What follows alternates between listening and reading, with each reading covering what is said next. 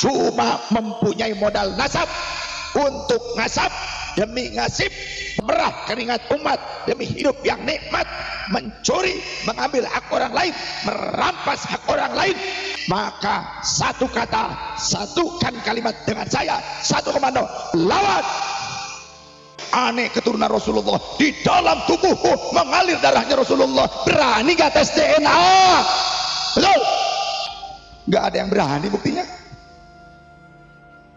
Atau nggak punya duit, kita bayari. Saya punya data 11 jilid, ada turunan Yaman mengatakan kepada para kiai dengan kalimat anjing, dengan kalimat babi, dengan kalimat curut, kalau kamu lebih mencintai orang-orang seperti itu, berarti kamu mengkhianati leluhurmu sendiri. Miris. Kalau kalian merasa Yaman lebih berkah, pergi kalian pulang ke Yaman. Yaman lebih membutuhkan kalian dibandingkan Indonesia. Yaman perang terus sampai sekarang, betul? Kalau kalian merasa itu lebih berkah, pergi ke Yaman kalian, cari duit di Yaman. Mereka cuma ingin hidup nikmat di negara kita Indonesia. Kalian leluhurnya pejuang di Indonesia, sekarang kalian mau menjadi hamba sayang seperti itu. Tega kalian, pengkhianat kalian terhadap leluhur kalian. Kalau kalian mau seperti itu, kalian ke Yaman saja pergi. Anak turunan Indonesia, leluhurnya pejuang di Indonesia, susah payah supaya anak turunannya merdeka. Sekarang ya Allah, malah jadi hamba sahaya turunan asing. Takut kualat, pret. Kualat. Kita buktikan saja, ayo. Tak tantang sih dong. Tuman. Kenapa? Saya nggak rela bangsa sendiri dicabik-cabik kehormatannya. Nah, saya pernah mendengar langsung orang yang bilang, kita ini tidak dosa kalau ngambil ayam orang lain. Kenapa? Karena nanti di akhirat Rasulullah lah yang akan membayar. Hei! Maling menyandarkan diri ke Rasulullah. Tapi ini banyak hamba sahayanya menganggap, oh kalau Habib nggak dosa, Habib nggak dosa. Maksud saya kok sekarang nih orang Indonesianya sendiri, anak-anak Indonesia yang mereka lebih gandrung kepada orang yang ternyata orang itu belum terkonfirmasi, belum terbukti secara DNA-nya. Tapi ada anak-anak muda kita yang justru lebih gandrung kepada mereka. Harusnya sadar.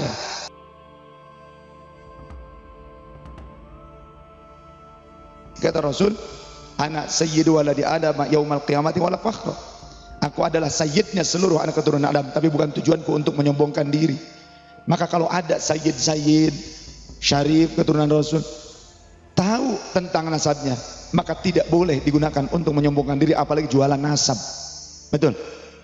Bukan untuk mendoktrin, mendogma orang supaya mereka menyerahkan duitnya kepada kita, bukan.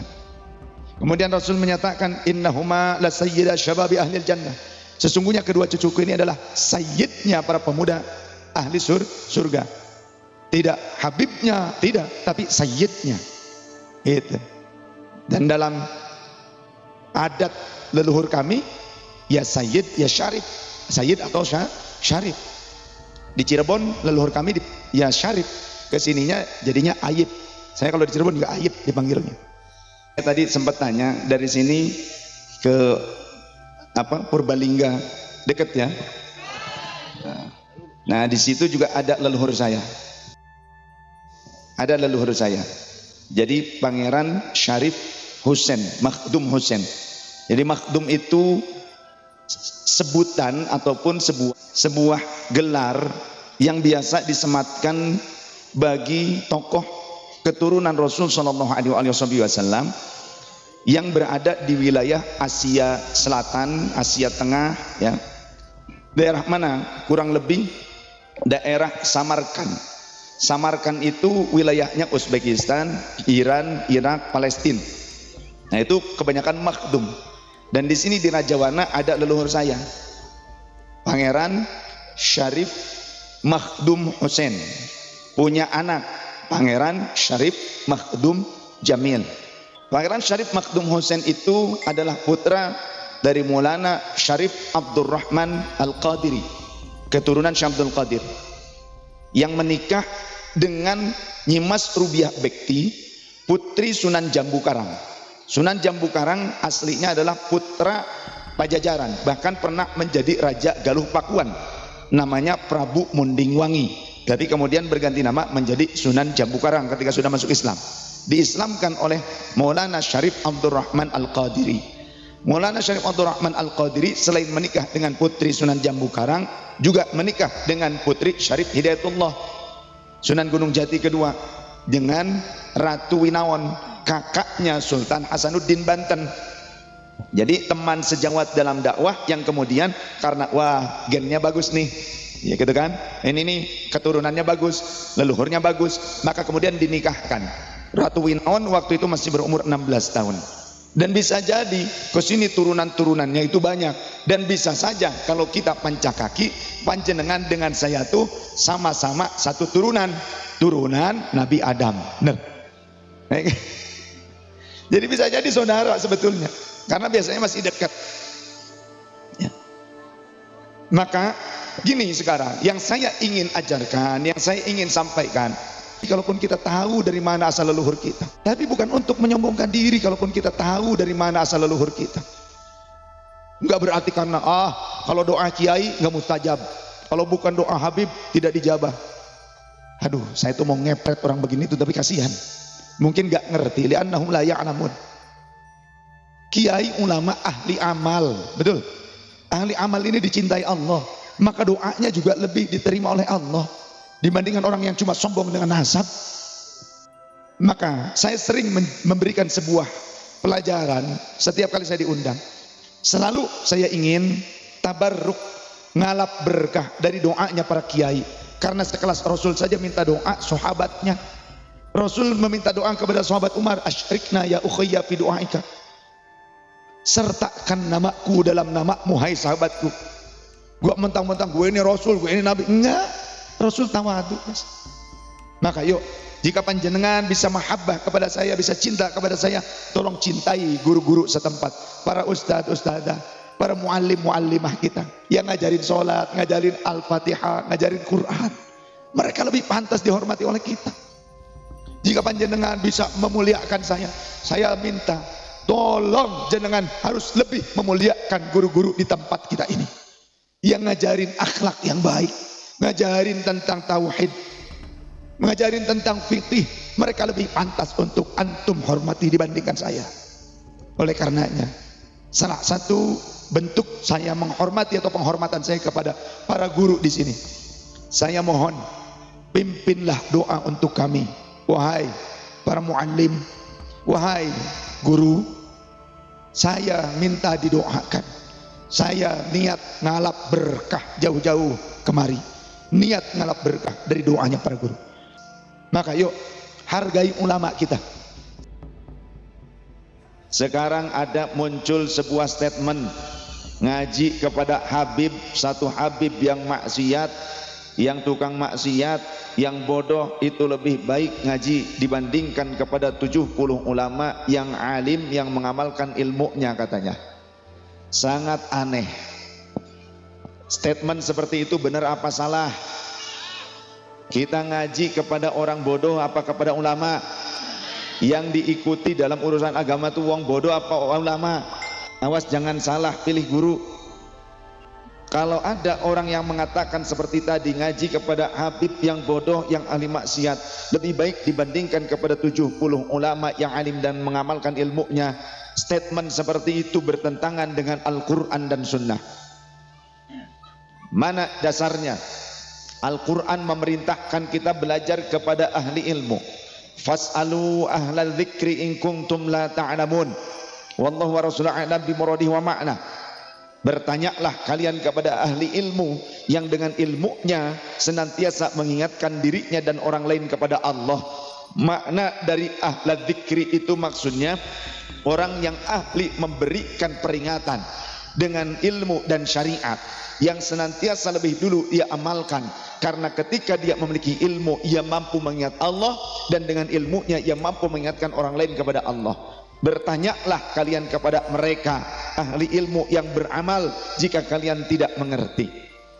Apa ya makna dari lafaz ayat Al-Quran ahlad dzikri fas'alu ahlad dzikri in kuntum la ta'lamun? Itu bertanya kepada ahli ilmu. Para ulama NU mengikuti tafsir-tafsir yang mu'tabar, maka mengenai ahlal dzikri dalam ayat tersebut dimaknai dengan ahlul ilmi. Ini sesuai dengan hadis-hadis Rasul sallallahu alaihi wasallam. Contohnya ada di dalam kitab At-Targhib wa Tarhib karya Imam Al-Mundhiri juz pertama. Imam Al-Mundhiri meriwayatkan sebuah riwayat di mana sahabat Rasul pernah bertanya, "Ya Rasulullah, wahai baginda Rasul, siapa orang yang menjadi teman kami itu yang terbaik untuk kami?" Maka Rasul sallallahu alaihi wasallam menjawab, "Man dzakkarakumullaha ru'yatuhu," yaitu orang yang ketika kau memandang wajahnya saja mampu mengingatkan kalian kepada Allah. Andaikan tidak memandang langsung, hanya mengingatnya saja mampu mengingatkan kalian kepada Allah. Lantas wazada fi ilmikum mantiquhu, yang ucapannya selalu menambahkan ilmu yang bermanfaat bagi kalian, bukan justru malah mengumbar janji syafaat ataupun menakut-nakuti umat dengan ancaman kualat. Bahkan mereka berani memerah keringat umat demi hidup yang nikmat, cuma modal nasab untuk ngasab demi nasib. Nggih. Banyak yang begitu di sini. Banyak korbannya nggak kira-kira?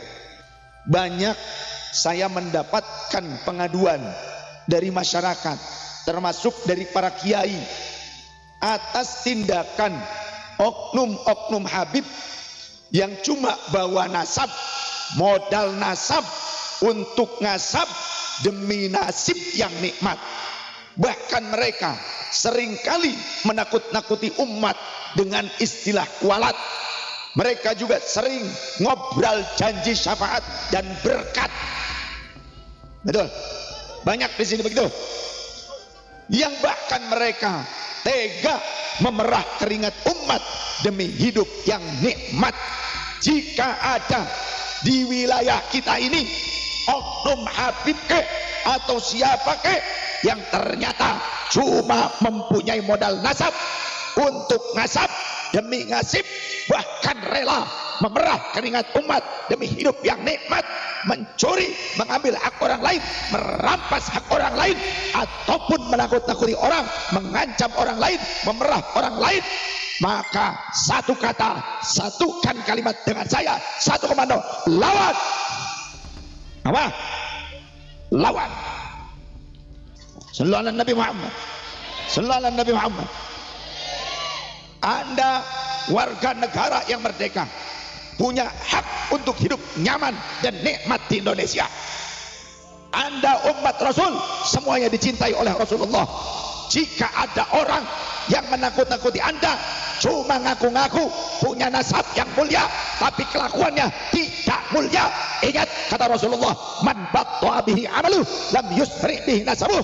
Siapa yang amalnya jelek, amalnya sedikit, nasabnya yang baik pun tidak akan mempercepat dia sampai pada keridhaan Allah Subhanahu wa taala. Betul? Ya Bani Hashim, kata Rasul, la ya'tini nasu yaumal qiyamati bi a'malihim wa ta'tuni bi ahsabikum. Hai keluargaku dari Bani Hashim, jangan sampai pada hari kiamat orang-orang datang kepadaku dengan membawa amal mereka, kalian cuma bawa nasab kalian saja. Memalukan. Orang yang ngaku keturunan Rasul kalau sampai maling, apalagi sampai ada yang bilang, saya pernah mendengar langsung orang yang bilang, kalau kita mengambil ayamnya tetangga, ayam orang lain, katanya tidak dosa. Tidak dosa Sayyid, kita ini tidak dosa kalau ngambil ayam orang lain. Kenapa? Karena nanti di akhirat Rasulullah lah yang akan membayar. Hei! Maling menyandarkan diri ke Rasulullah, baik apa tidak? Maling itu bagus apa enggak? Kemudian maling itu dosa apa tidak? Lalu kalau perbuatan dosa disandarkan kepada Rasulullah, pantas apa tidak? Pantas apa tidak? Jawab, jangan takut kualat. tanggung jawab. Ente sing nanggung, ane sing jawab. Wah, ini saya mohon maaf kalau ada di sini yang melakukan hal seperti itu. Ngaku Habib tapi kebiasaan datang ke kiai-kiai meres-meres. Sini datang. Mumpung sekarang ada di sini. Oh, gentle. Bener gak? Jangan jadi banci, pecundang. Beraninya dipecundang di belakang doang. Maka gini sekarang, yang saya ingin ajarkan, yang saya ingin sampaikan, jangan terlalu gandrung kepada orang lain yang mereka tidak punya leluhur yang berperan untuk membangun peradaban di negeri kita.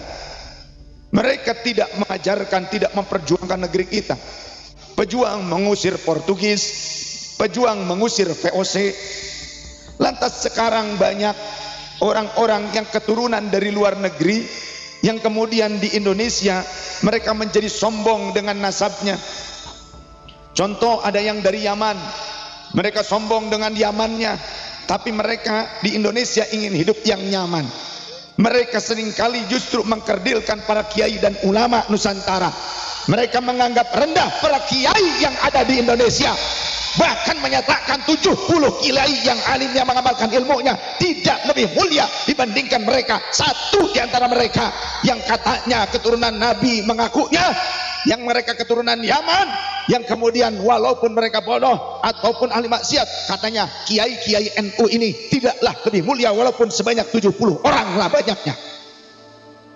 Anda perlu paham, dengar, jika Anda orang Indonesia, jika Anda keturunan orang pribumi, jika Anda orang bumi putra, keturunan bumi pertiwi, ingat, jangan lebih bangga dengan orang lain dibandingkan leluhurmu sendiri. Bisa jadi justru para ulama, para kiai yang ada di Nusantara, yang ada di Indonesia ini, justru mereka keturunan Rasulullah Sallallahu Alaihi Wasallam. Contoh Wali Songo dan wali-wali yang lainnya, wali-wali Nusantara, mereka jelas bahkan sudah terbukti secara DNA-nya, DNA-nya mereka terbukti, terkonfirmasi sebagai keturunan Rasulullah Sallallahu Alaihi Wasallam. Tapi miris sekarang ada putra putri pertiwi, anak-anak Indonesia yang mereka lebih gandrung kepada orang yang ternyata orang itu keturunan imigran dari luar negeri, yang mereka cuma ngaku saya keturunan Rasul, tapi belum terkonfirmasi, belum terbukti secara DNA-nya. Tapi ada anak-anak muda kita yang justru lebih gandrung kepada mereka.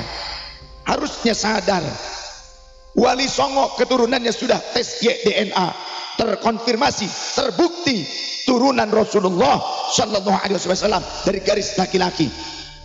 Tapi sekarang bisa jadi anak-anak kita adalah dzurriyyah Wali Songo juga, namun ada di antaranya yang malah lebih suka dengan orang lain yang menyatakan Wali Songo tidak punya keturunan, Wali Songo tidak punya keturunan dari jalur laki-laki, malah ternyata dicintai orang-orang yang seperti ini.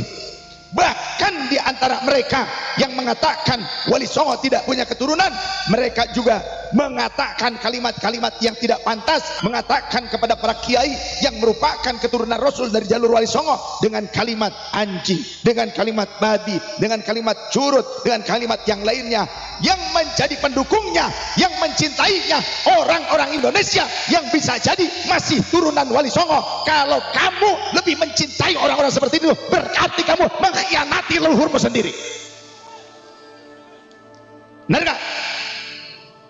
Kalau kamu lebih mencintai orang yang menyatakan leluhurmu Wali Songo, terputus nasabnya, kamu lebih mencintai mereka, kamu mengkhianati leluhurmu sendiri.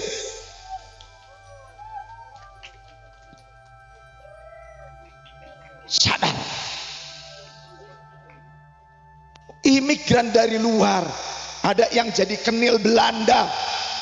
Saya punya data 11 jilid buku yang di dalamnya surat menyurat Snokkhorgonya dengan Ratu Wilhelmina Belanda, yang ternyata melaporkan apa yang menjadi laporan dari keturunan imigran Yaman. Untuk apa?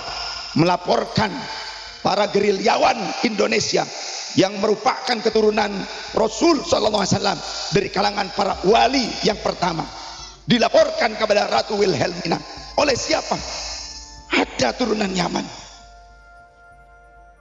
Kamu bisa jadi darahmu darah para wali Nusantara, bisa jadi leluhurmu pejuang Nusantara, tapi sekarang ada di antara kalian yang mengkhianati hasil darah perjuangan leluhur kalian. Kalian lebih gandrung kepada anak-anak turunan imigran yang mereka tidak punya perjuangan leluhurnya di Nusantara ini.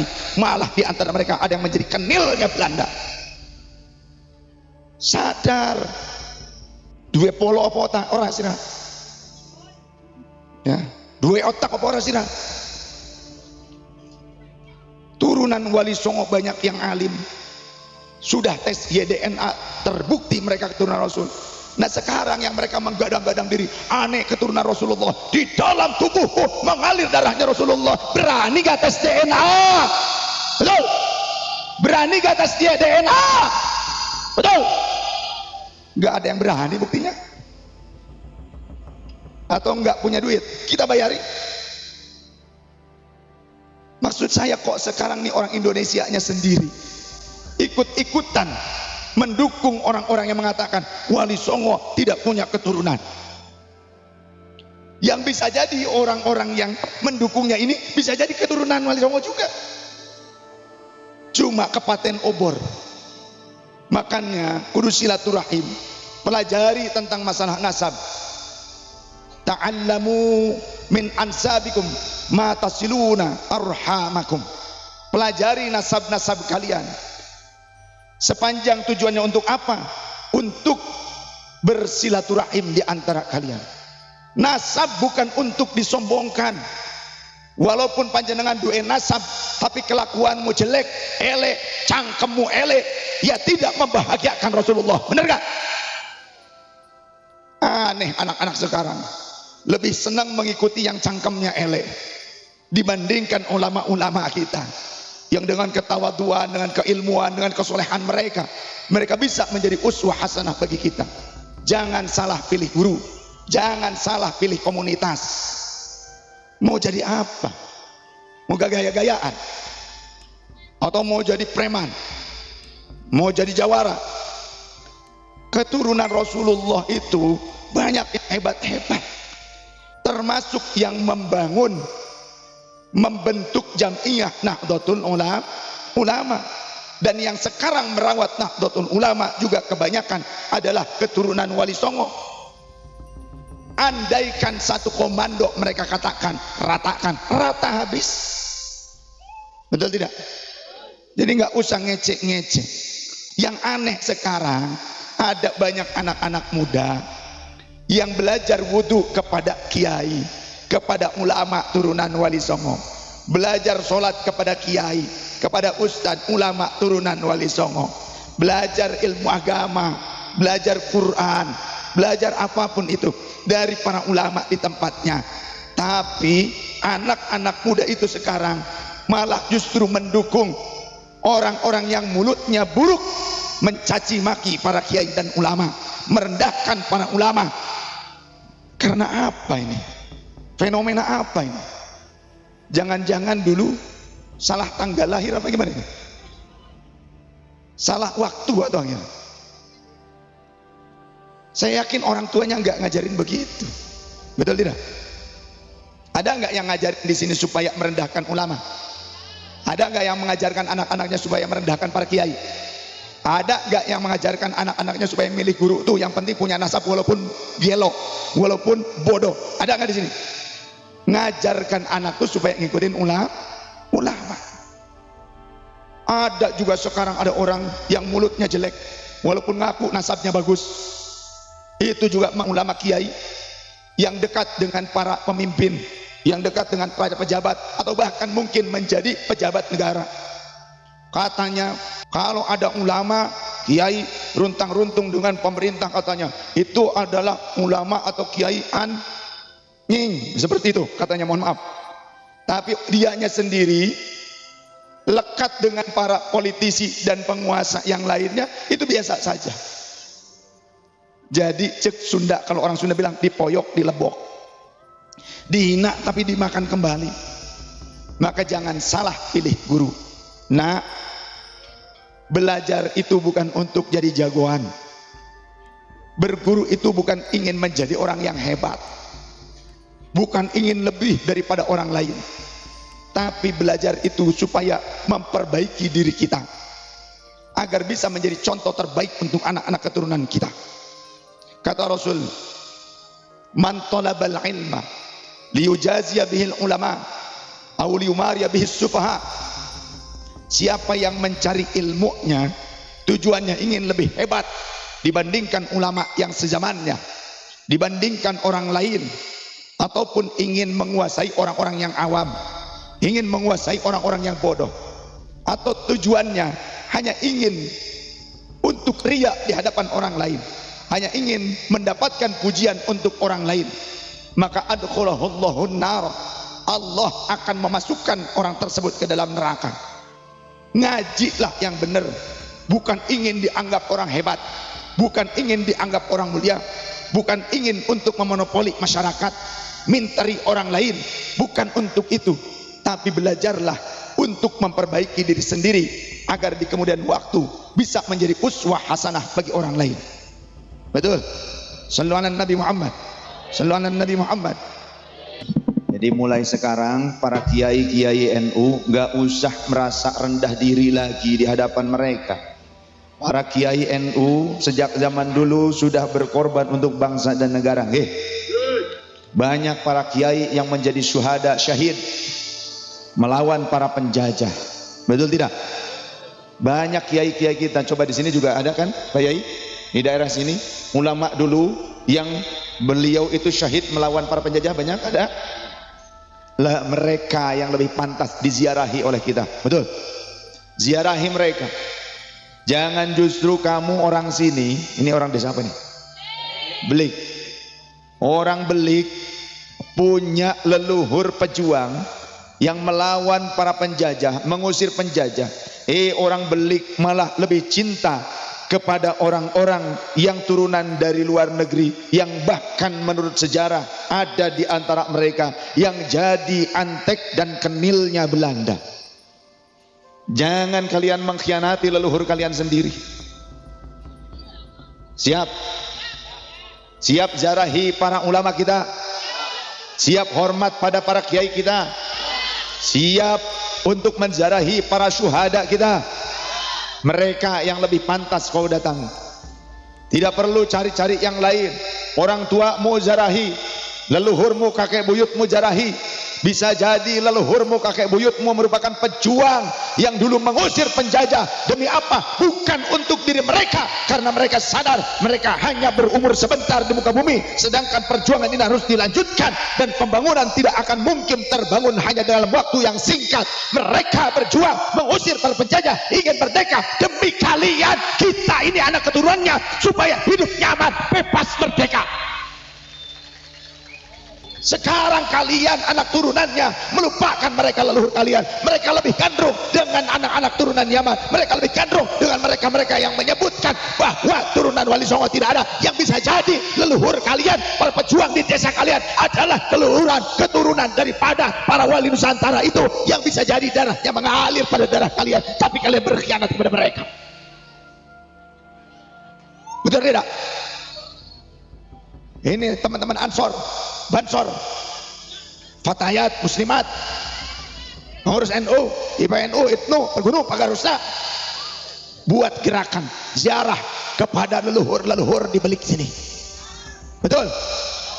Gak usah cari yang lain, itu wali kalian. Syuhada itu bisa memberikan syafaat, gak perlu nyari yang lain. Kata Rasul, salatun yashfa'u yaumal qiyamah. Ada 3 kelompok manusia yang kelak kiamat masih bisa memberikan syafaat, yang padahal pakai wuhnya luar biasa. Kiamat orang hamil brojol ditinggalin anaknya. Saat kiamat ibu menyusui dilempar anaknya, dia lari mencari keselamatan. Tapi saat itu masih ada 3 kelompok manusia yang bisa memberikan syafaat. Apalagi sekarang sebelum kiamat. Siapa? Al-Anbiya, para nabi, wal ulama, para ulama. Siapa? Ulama, bukan para pemegang nasab. Bukan, jangan dirubah syariatnya.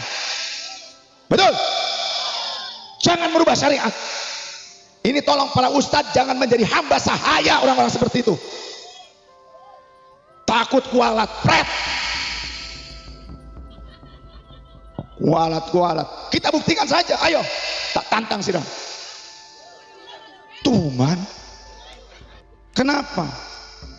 Saya nggak rela bangsa sendiri dicabik-cabik kehormatannya. Kemudian leluhur kita yang sudah berjuang mengislamkan Nusantara, yang sehingga kalau ada orang sekarang aku turunan Rasul, hanya di Indonesia bisa dijunjung setinggi langit. Betul? Kalau kalian merasa Yaman lebih berkah, pergi kalian pulang ke Yaman. Yaman lebih membutuhkan kalian dibandingkan Indonesia. Yaman perang terus sampai sekarang. Betul? Kalau kalian merasa itu lebih berkah, pergi ke Yaman kalian, cari duit di Yaman.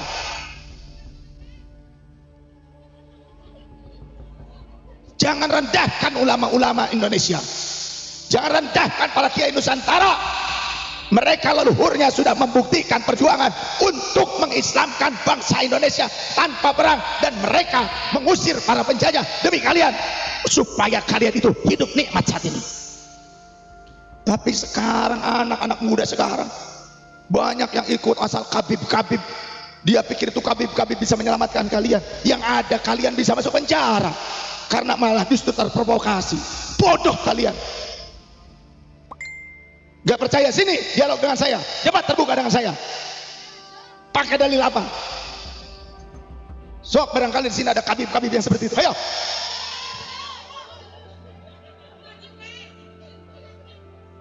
Saya nggak diiring-iring dari rumah, nggak takut saya. Karena apa yang saya sampaikan kebenaran. Nggak perlu pakai pengawalan, nggak. Maaf saya ngomong gini apa adanya, ada landasannya. Yang pertama memberikan syafaat al-anbiya, para nabi. Wal ulama, yang kedua para ulama. Wasyuhada, yang ketiga orang yang mati syahid. Ada nggak di situ kalimatnya? Yang pertama adalah pemilik nasab, ada nggak?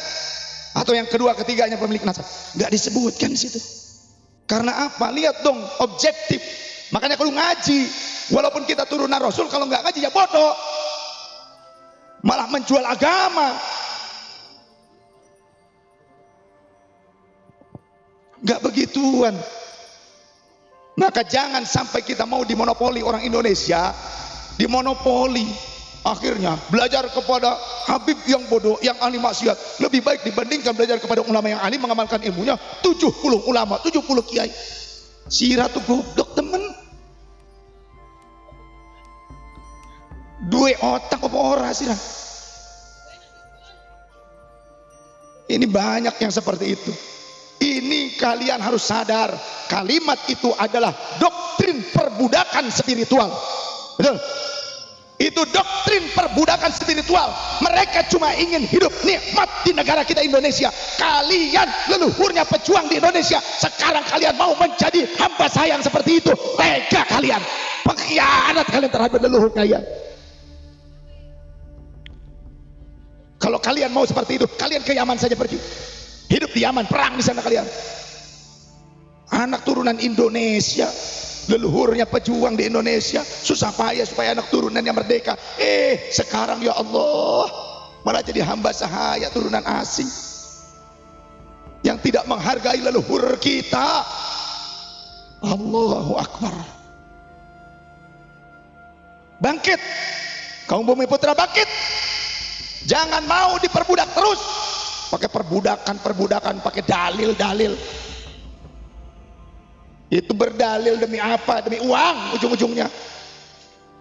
Saya sudah terlalu banyak mendapatkan pengaduan dari banyak kiai, dari masyarakat. Ada orang mengatasnamakan diri turunan Rasul, minta uang, dikasih ratusan ribu, sekian ratus ribu, mintanya jutaan. Ada yang tiap bulan. Ini juga korban ini, tiap bulan dipalakin terus nih.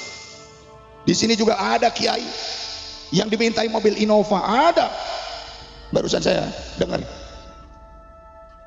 Ada juga yang dimintai uang ratusan ribu sebanyak 99 lembar, ada. Sudah banyak yang mengadu seperti itu. Jamaah saya pun banyak yang jadi korban. Ada yang diambil perhiasan istrinya di kamar, diambil. Ada yang domba satu kandang diambil. Di sini suka ada yang begitu, suka ada yang begitu. Tidak. Ada enggak ya? Ada itu korbannya. Sekarang begini, sekian banyaknya korban yang diperbudak dengan perbudakan spiritual. Kita orang Indonesia harus bangkit. Jangan diam, kita harus lawan mereka. Wani apa ora? Sira ora wani. Lanyong bae sing wong Karawang wani ning kene. Sira wong kene ora wani. Lah iki sing loreng-loreng Banser aja menang bae sira. Kalau ada yang mengancam-ancam kepada umat atas ancaman kewalat, obral janji syafaat ataupun memerah keringat umat, lawan, sikat saja. Kita membela apa yang dibela oleh Rasul sallallahu alaihi wasallam. Awas, bela syariat juga. Karena banyak kejadian. Saya ditelepon oleh Banser, Sayyid, ini gimana? Ada seorang juga ini ngaku keturunan Rasul, menikahi anak seorang ustaz, putri seorang ustaz. Kemudian yang satu lagi dinikahi dua-duanya dalam kondisi masih hidup. Yang kedua ini kata saya zina, gak sah pernikahannya. Masa katanya keturunan Rasul tapi gak tahu syariat? Katanya kalau keturunan Rasul boleh. Mentang-mentang apa? Mentang-mentang ini adik kakak semok, denox, montox, monhox. Ini kejadian nyata di Subang. Di Subang kejadian nyata. Oknumnya dari Karawang. Di Karawang diusir dari daerah Cilamaya, pindah ke daerah Subang. Kata saya yang kedua tidak sah secara syariat, zina. Harus dipisahkan, dipaksa. Kalau dia kekeh tetap dia menganggap hal itu adalah benar menurut syariat, tangkap saja oleh kepolisian. Ini merupakan penistaan. Tapi ini banyak hamba sahayanya menganggap, oh kalau Habib nggak dosa, Habib nggak dosa. Orang wani, kiai orang wani. Kecingan baik, Pak. Nggak ada yang kiai yang berani seperti saya gini. Awas, hati-hati. Katanya kalau Habib mah nggak apa-apa, nggak sholat juga. Ini kejadian nyata. Ada Haji Aceh di Cikampek, bos kelapa. Didatangi oleh orang itu pas waktunya sholat, Beb ayo sholat. Nggak apa-apa, Habib mah nggak sholat juga, nanti masuk surga. Kamu aja haji katanya. Ini kejadian nyata. Jamaah saya Haji Aceh di Cikampek. Bukan dongeng. Kemudian saya mendengar langsung ada orang kalau kita ngambil ayam orang lain nggak dosa katanya. Nanti Rasulullah yang akan membalasnya. Dengar. Ada hadis di dalam Riyadhus Shalihin. Ini saya sedang membela marwahnya Rasulullah. Bukan menjelek-jelekan seseorang, tapi saya sedang membela marwahnya Rasulullah yang justru dirusak oleh oknum-oknum orang yang mengatasnamakan keturunan Rasul sallallahu alaihi wasallam. Rasul mengatakan, makanya ngaji. Riyadhus Shalihin ada riwayat yang sahih. Anna Quraisyan qad ahammahum sya'nul mar'ati. Jadi kalau tausiah, kalau ngaji, yang beneran ngaji. Jangan cuma doktrin. Oh ini NU ini sebetulnya yang mendirikan NU itu, yang memberikan restunya itu beberapa orang Habib atau lain sebagainya. Itu banyak yang overdosis sekarang. Merah putih itu sebetulnya yang menginisiasinya adalah kakeknya Salim Segaf Al-Jufri. Itu ada sekarang, sudah mulai banyak disebarkan. Ini banyak kebohongan sekarang. Ya, penyimpangan sejarah. Orang Indonesia ini, anak-anak mudanya tetap jadi hamba sahaya. Aduh. Jadi hamba sahaya kamu, mau-maunya kamu jadi hamba sahaya. Kakek moyangmu memerdekakan Indonesia, nyawa taruhannya. Kamu sekarang mengkhianati kakek buyutmu sendiri. Tega kamu sudah. Ya Allah, tega bener sirah. Hadisnya begini. Anna Quraisyan qad ahammahum sya'nul mar'ati. Sesungguhnya kaum kaum Quraisy mereka merasa bingung karena suatu kasus yang terjadi di mana seorang wanita Al-Makhzumiyati dari kalangan Bani Makhzumi. Bani Makhzumi itu masih Quraisy, masih ada kekerabatan dengan Rasul, tapi sarokot, wanita itu mencuri. Lantas mereka bingung, siapa kira-kira yang akan menyampaikan beritanya kepada Rasulullah. Akhirnya disepakati yang menyampaikan beritanya adalah sahabat Usamah hibbu Rasulillahi sallallahu alaihi wasallam. Sahabat Usamah yang sudah menjadi anak angkat Rasul, dicintai oleh Rasul. Fakallamahu Usamah, maka sahabat Usamah yang menyampaikan berita tersebut. Lantas Rasul mendengar itu bagaimana? Marah Rasul, memerah wajahnya, menegang urat kerongkongannya. Tsumma qama fahtatoba, maka Rasul kemudian berdiri dan berorasi di hadapan orang-orang. Ayuhan nas, wahai sekalian manusia, inna ahlaka man qablakum, sesungguhnya hancurnya bangsa-bangsa sebelum kalian dikarenakan apa? Idza saraqa fihimud dhaif aqamu alaihi hadda. Kalau orang biasa, kaum marginal, bukan keturunan mulia yang mencuri, mereka akan menegakkan hukum seadil-adilnya. Tapi wa idza saraqa fihimus syarif, tapi kalau seorang syarif, sayyid, keturunan yang mulia yang mencuri, maka tarukuhu, bangsa-bangsa sebelum kalian akan melepaskannya. Wa aimullahi, demi Allah, in kanat Fatimah bintu Muhammadin sallallahu alaihi wasallam sarqat, andaikan putriku Fatimah yang kucintai, andaikan dia mencuri, laqata'tu yadaha, maka akulah yang akan memotong tangannya dengan tanganku. Hadza hadisun sahih. Apa lantas Rasul mengatakan, kalau putriku yang mencuri, aku lepaskan dia, dia tanggung jawabku. Apa begitu? Lalu di tengah-tengah masyarakat sekarang ada, bukan ngaku putrinya Rasul, bukan ngaku anaknya Rasul, cuma ngaku turunan Rasul, kemudian berani berlagu untuk merubah syariat. Lalu kita ini umatnya Rasul, kita juga mendukung hal-hal begitu, kan keterlaluan. Mulai sekarang yuk kembali ngaji kepada ulama, titipkan anak-anak kita kepada ulama yang ahli mengamalkan ilmunya. Jangan hanya kepada orang yang cuma ngaku punya nasab, itu pun belum dibuktikan dengan tes YDNA. Jadi siapa yang mendeklar dirinya, menggembar-gemborkan dirinya keturunan Rasul, siapkah mereka untuk dilakukan tes YDNA? Gampang itu saja, gak perlu ribet, betul tidak? Setuju tidak? Yang ngaku-ngaku gembar-gembar turunan Rasul supaya mereka melaksanakan tes YDNA, setuju tidak kira-kira? Setuju tidak kira-kira? Apa susahnya? Gak punya duit dibayarin, ada yang bayarin kok. Gitu aja susah. Jadi kita nggak usah gampang-gampang untuk diarah-arahkan terlebih pada urusan politik yang ujung-ujungnya memecah belah umat, apalagi diprovokasi untuk melawan kepada negara, untuk memberontak. Awas, hati-hati, jangan. Kata Rasul, man atakum wa amrukum jami'un ala rajulin wahidin, jika kalian didatangi oleh seseorang yang padahal kalian sudah sepakat memilih pemimpin yang sah menurut konstitusi, tapi orang tersebut ayyasyukqa asakum, ingin mematahkan tongkat-tongkat pemimpinan kalian, ingin memakzulkan, ingin melengsarkan pemimpin yang sah di antara kalian, au yufarriqu jama'atakum, atau ingin memecah belah persatuan bangsa kalian, jangan tinggal diam, jangan malah justru didukung. Justru kata Rasul, faktuluhu. Apa faktuluhu? Makna asalnya tuh saja, tapi maksudnya bukan demikian. Dirangkul, dinasihati. Jika tidak bisa, tangkap oleh para petugas keamanan. Tapi jika angkat senjata, seperti zaman DITII, mereka angkat senjata atas nama Daulah Islamiyah, angkat senjata memberontak dan juga membunuh para kiai dan ulama atas nama ingin membentuk Daulah Islamiyah, khilafah, tapi akhirnya justru keluar daripada ajaran syariat. Apa yang terjadi pada saat itu? Maka para ulama dan santri ikut melakukan pagar betis melawan pemberontakan DITII.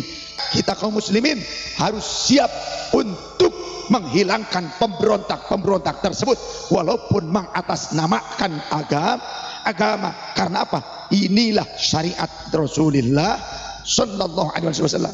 Jadi jangan mau ngaji, makanya ngaji yang benar, ngaji hadis yang benar, syarah hadis yang benar. Jangan ini atas nama ngaji, tapi justru siapkan senjata kalian, siapkah kalian angkat senjata untuk melengsarkan presiden, untuk melawan pemerintah. Kalian mau siap? Bodoh kalian, cuma jadi tameng. Siapkah kalian angkat senjata? Siapkah kalian bela kami? Mereka enak-enakan. Kemudian ada yang bilang di atas mobil, kami ini majikan kalian. Wahai kalian, kami ini majikan kalian, katanya. Rep, siapa lu jadi majikan? Jangan mau diprovokasi. Kalian bangsa yang besar, kita ini bangsa yang besar, bangsa yang merdeka dan berdaulat. Jangan mau diprovokasi. Ini terlebih anak-anak muda. Kalian cuma hanya akan menjadi tameng, kalian yang akan susah, kalian yang akan menjadi apa ya menjadi korban doktrin ya, dogma spiritual. Yuk kembali angkat marwah leluhur kalian. Tidak usah meninggikan orang lain yang tidak punya peran dalam perjuangan bangsa dan negara demi kebahagiaan kalian. Kalian punya leluhur yang mereka telah wafat sebagai pejuang, sebagai syuhada. Datangi saja kubur mereka, karena mereka para syuhada bisa memberikan syafaat sebagaimana Rasul mengatakan demikian. Gak perlu aneh-aneh cari yang jauh-jauh, cukup leluhur kalian yang kalian sambangi dan dijadikan wasilah. Banggalah dengan leluhurmu yang telah mengorbankan tetes darah, nyawa, harta demi kita, demi kalian, demi kamu untuk hidup nyaman. Sekarang waktunya kalian kibarkan merah putih, bukan kalian kibarkan bendera yang lain, bukan mengibarkan bendera-bendera dari kalangan orang-orang yang justru ingin memanipulasi kalian supaya kalian meninggalkan leluhur kalian. Mulai sekarang kibarkan saja merah putih, gak usah yang lain, gak usah bendera-bendera kelompok-kelompok khawarij, bendera-bendera yang ingin justru membuat kalian terdegradasi dari rasa cinta kalian kepada leluhur kalian. Bukan leluhur mereka yang berjuang untuk kalian, leluhur kalianlah yang berjuang, mati rela, mati gugur di medan tempur untuk kalian. Leluhur kalian, bukan leluhur mereka. Betul? Sadar. Terima kasih. Itu saja dari saya. Subhanakallahumma wa bihamdika asyhadu an la ilaha illa anta nastaghfiruka wa natubu ilaik. Muliakan ulama, muliakan ulama, muliakan kiai kalian. Wallahu a'lam bissawab. Wallahul muwaffiq ila aqwamit thoriq. Wassalamualaikum warahmatullahi wabarakatuh.